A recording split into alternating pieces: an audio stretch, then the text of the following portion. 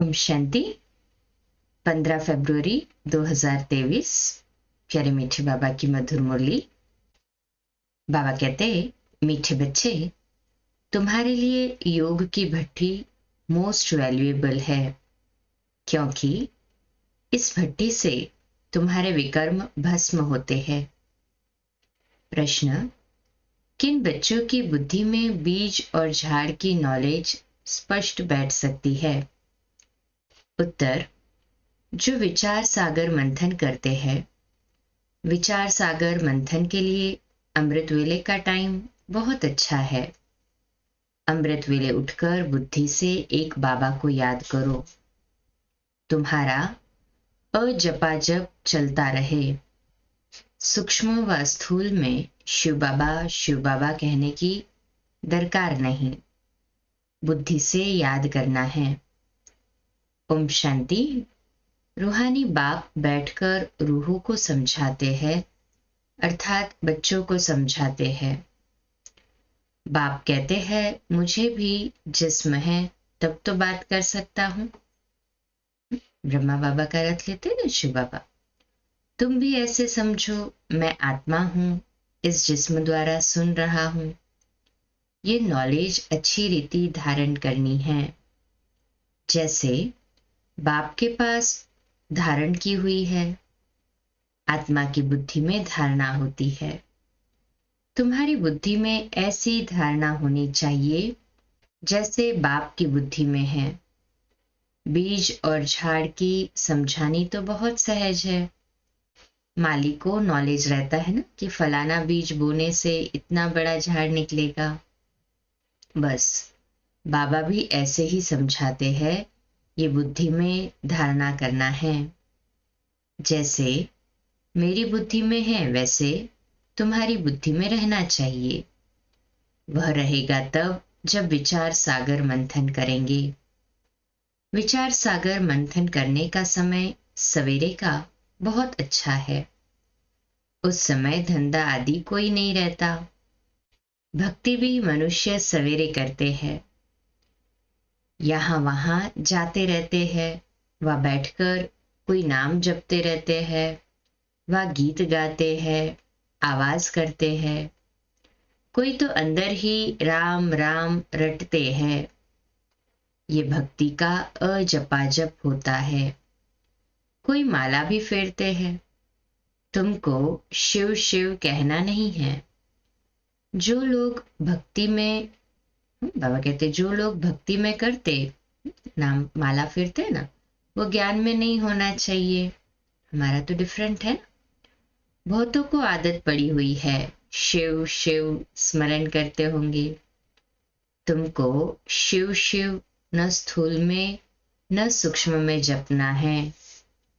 तुम बच्चे जानते हो कि हमारा बाप आया हुआ है, आएगा भी जरूर कोई शरीर में। उनका कोई अपना शरीर तो है नहीं, वह पुनर्जन्म रहित है।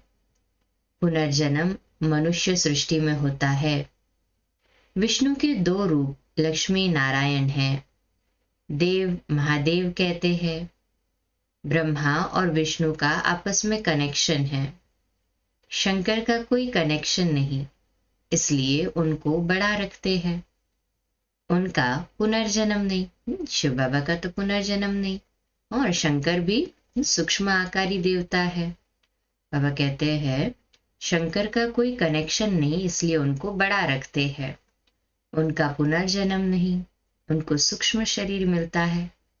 शिव बाबा को सूक्ष्म शरीर भी नहीं है, इसलिए वह सबसे ऊंचे ते ऊंच है।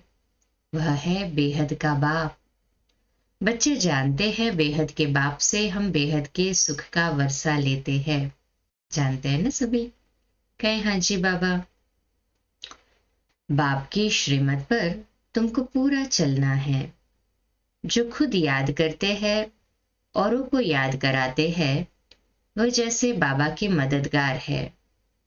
बाप और वर्षे को याद करना है।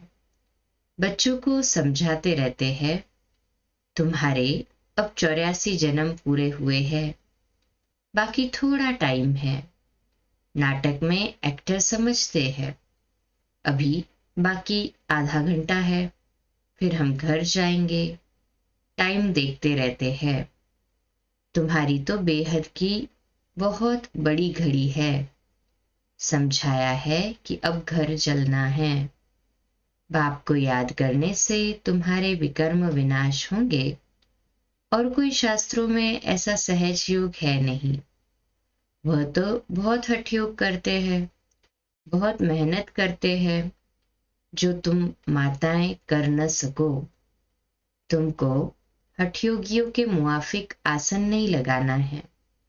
हाँ, सभा में ठीक होकर बैठना है। तुम्हारा राजयोग है टांग पर टांग चढ़ाकर बैठना। ऐसे राजयोग में बैठने से नशा चढ़ेगा। हठयोग में दोनों टांग चढ़ाते हैं। पद्मासन, हाँ, दोनों टांग एक के ऊपर एक चढ़ाते हैं। बाबा कहते हैं हमारा सहज आसन है, एक पे दूसरी। बाबा तुमको तकलीफ नहीं देते हैं, सिर्फ थोड़ा फर्क रखना चाहिए कॉमन बैठने में और योग में बैठने में। एक अलर्टनेस महसूस होनी चाहिए ना। तुम राजयोग सीख रहे हो, तो ऐसे बैठना चाहिए जो मनुष्य समझे ये राजयोग में बैठे हैं। ये हमारा राजाई का ढंग है। तुम बेहद के बाप द्वारा राजाओं का राजा बन रहे हो। ऐसे बाप को घड़ी घड़ी याद करना है। सतयुग में बाप को याद नहीं किया जाता है, अपने को किया जाता है। कलयुग में न बाप को जानते न अपने को जानते हैं, सिर्फ बाप को पुकारते हैं। अभी तुम अच्छी रीति जान गए हो, और कोई ऐसे नहीं समझते कि बाप बिंदी है। अति सूक्ष्म भी कहते हैं, फिर कहते हैं हजारों सूर्यों से भी तीखा है, तो बात मिलती नहीं है। जब कहते हैं नाम रूप से न्यारा है, फिर हजारों सूर्य से तीखा क्यों कहना चाहिए? पहले तुम भी ऐसे समझते थे। बाप कहते हैं ड्रामा में ये समझानी देरी से मिलती थी। सूक्ष्म सूक्ष्म गुह्य बातें समझकर समझाई जाती है। ऐसे नहीं ख्याल आना चाहिए कि पहले हजारों सूर्यों से तेजोमय कहते थे, अब फिर बिंदी क्यों कहते। जब आईसीएस पढ़ेंगे तब आईसीएस की बातें करेंगे, पहले कैसे करेंगे? इसमें मूंझने की दरकार नहीं है। ड्रामा में जब बाबा को समझाना है तब समझाते हैं। इनके बाद भी अर्जुन क्या क्या समझाएंगे, क्योंकि बाप का भी प्रभाव तो निकलना है। जैसे तुम्हारी आत्मा है, वैसे वह भी आत्मा है, परम धाम में रहते हैं। उनको परम आत्मा कहते हैं। यहाँ जब आते हैं तो नॉलेज देते हैं। बाप कहते हैं जब पतित दुनिया होगी तब मैं पावन दुनिया बनाने आऊंगा। पुकारते भी है, हे पतित पावन, हे दुख हरता सुख करता, आओ। वह तो संगम पर आएगा। जब रात पूरी होगी तब दिन होगा। पुरानी दुनिया का अंत होगा। कर्मातीत अवस्था अंत में होगी। तुमको रहना भी गृहस्थ व्यवहार में है, छोड़ना भी नहीं है। शरीर निर्वाह अर्थ व्यवहार करते हुए कमल फूल समान पवित्र रहना है। देवता तो है ही पूर्ण पवित्र, परंतु कब और कैसे बने? जरूर पुरुषार्थ किया तब तो प्रारब्ध पाई। पुरुषार्थ अनुसार प्रारब्ध बनी। जैसा कर्म वैसी प्रारब्ध, ये तो चलता ही रहना है। अभी तो तुमको कर्म सिखलाने वाला बाप मिला है। मिल गया है ना हमको शिव बाबा। पक्का नशा है ना निश्चय के साथ। कहे हाँ जी बाबा। तो उनको अच्छी रीति याद करना चाहिए ना। तुम एडॉप्टेड बच्चे हो। मारवाड़ियों में एडॉप्शन बहुत होती है। तुम्हारी भी एडॉप्शन है। तुम इनके गर्भ से नहीं निकले हो। एडॉप्शन में दोनों बाप याद रहते हैं। अंत तक जानते हैं कि हम असूल किसका था। अब इनकी गोद के बच्चे बने हैं। तुम भी जानते हो हम किसके थे और किसके बने हैं। मैं एडॉप्ट हुआ हूँ परमपिता परमात्मा के पास। वह है स्वर्ग का रचयिता। उनकी रचना कितना समय चलती है? तो आधा कल्प चलती है ना, सतयुग और त्रेता। नरक का रचयिता है रावण, उनका भी आधा कल्प राज्य चलता है। सतो प्रधान से तमो प्रधान बनते हैं, ये समझ की बात है। कुछ समझ में न आए तो पूछना चाहिए। जब सूर्य चांद को ग्रहण लगता है तो कहते हैं दे दान, तो छूटे ग्रहण।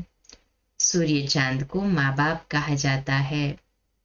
यहाँ भी मेल फीमेल दोनों को ग्रहण लगता है, तब कहते हैं 5 विकारों का दान दे दो। वह तो वर्ष में 1-2 बारी ग्रहण लगता है, ये तो कल्प की बात है। बाप आकर एक ही बार दान लेते हैं। मनुष्य बिल्कुल संपूर्ण काले बन गए हैं। आयरन एज है। सच्चे सोने में अलॉय पड़ने से काला हो जाता है। नया घर, पुराना घर, नए बच्चे और बूढ़े में फर्क तो है ना। छोटा बच्चा कितना मीठा प्रिय लगता है। सब उनको चूमते हैं, गोद में बिठाते हैं। पुराना जर्जरीभूत हो जाता है तो कहते हैं कहाँ शरीर छूटे तो अच्छा, ज्यादा दुख क्यों सहन करे। आत्मा एक शरीर छोड़ जाकर दूसरा लेती है। यहाँ हम बीमार को मरने नहीं देते, फिर भी जितना सुने उतना अच्छा, कम से कम उतना पुरुषार्थ होगा। शिव बाबा और वर्षे को याद करते रहे। बीमारी में जब ज्यादा पीड़ा होती है तो सब भूल जाता है। बाकी जिसका किसमें भाव होता है वह सामने आ जाता है। तुम्हारा तो अंजाम अर्थात वायदा है, मेरा तो एक शिव बाबा दूसरा न कोई। फिर दूसरे किसको याद क्यों करते हो? बाप कहते हैं मेरे बिगर किसकी स्मृति भी न आए।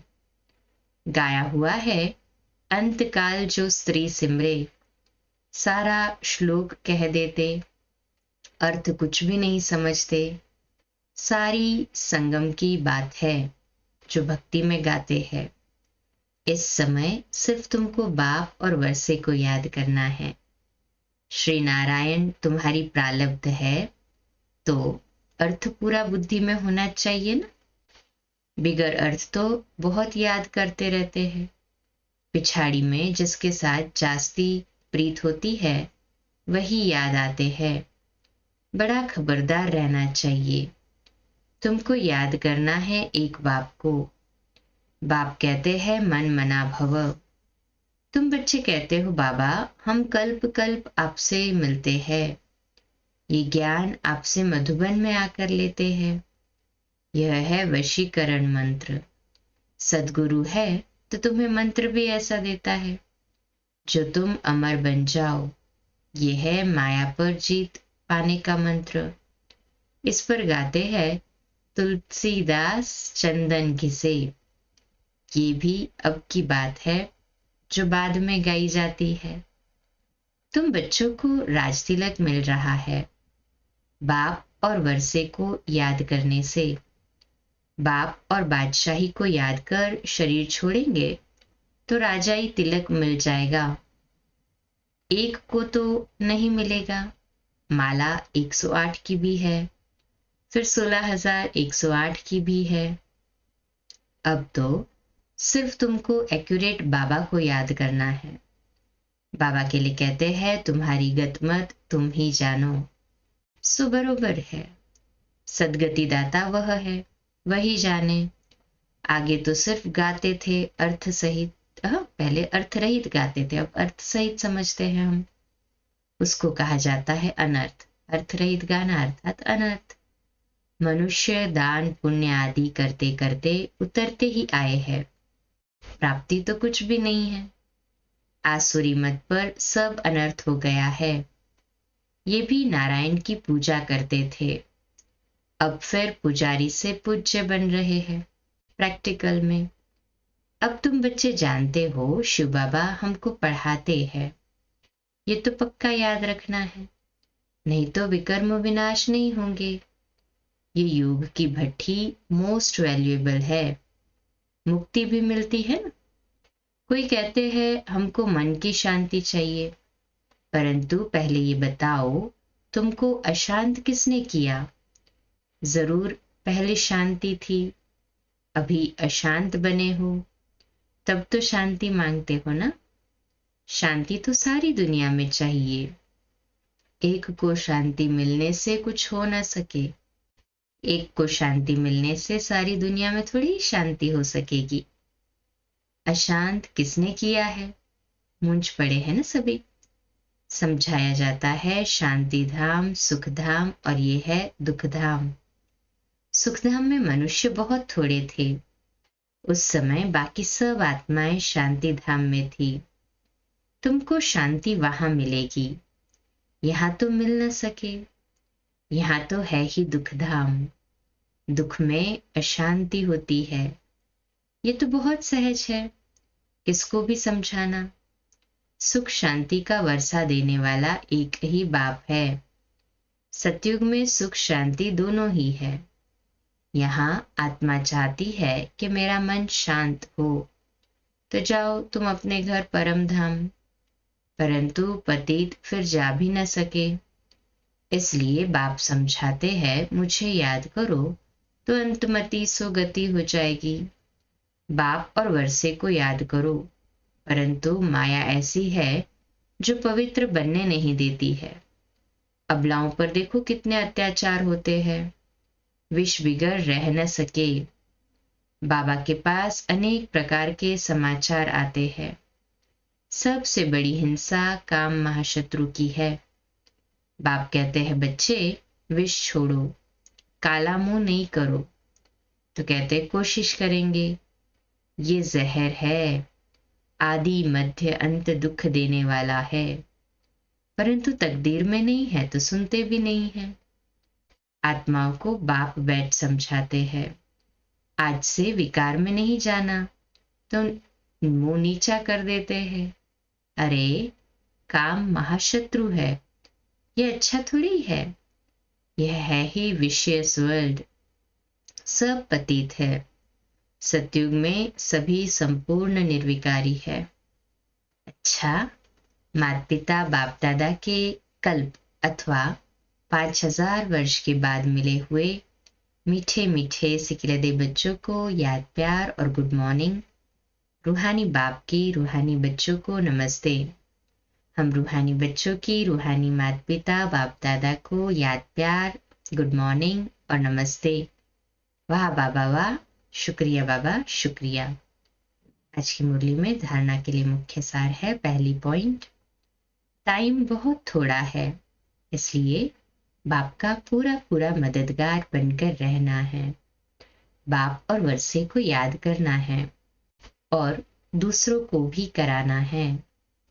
दूसरी पॉइंट, अंत समय में एक बाप की याद रहे, इसके लिए दिल की प्रीत एक बाप से रखनी है। बाप बिगर और कोई की स्मृति न आए, इसके लिए खबरदार रहना है।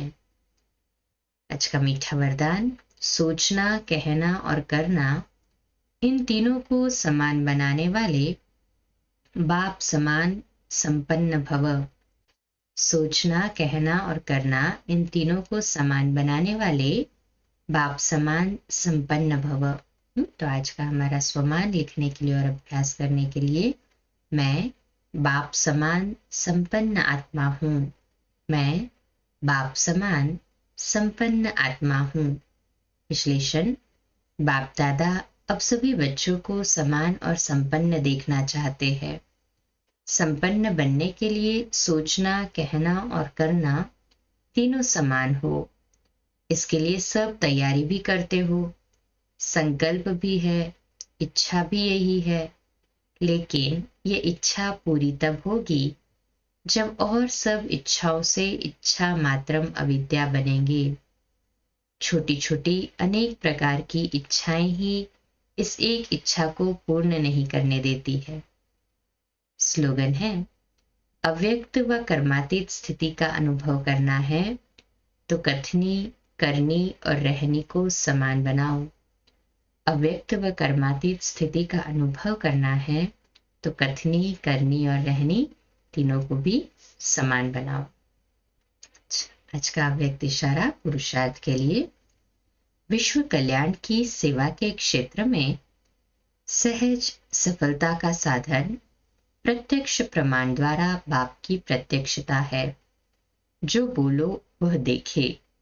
बोलते हो कि हम ब्राह्मण ऑलमाइटी अथॉरिटी है, मास्टर सर्वशक्तिमान है, मायाजीत रहमदिल है, रूहानी सेवाधारी है, तो जो बोलते हो वह प्रैक्टिकल स्वरूप में हो। अच्छा, कम बोलो, धीरे बोलो, मीठा बोलो, सत्य बोलो, सोच समझकर बोलो, निमित्त भाव, निर्माण भाव, निर्मल वाणी। 2 मिनट बाबा की याद में गहराई में समा जाएंगे।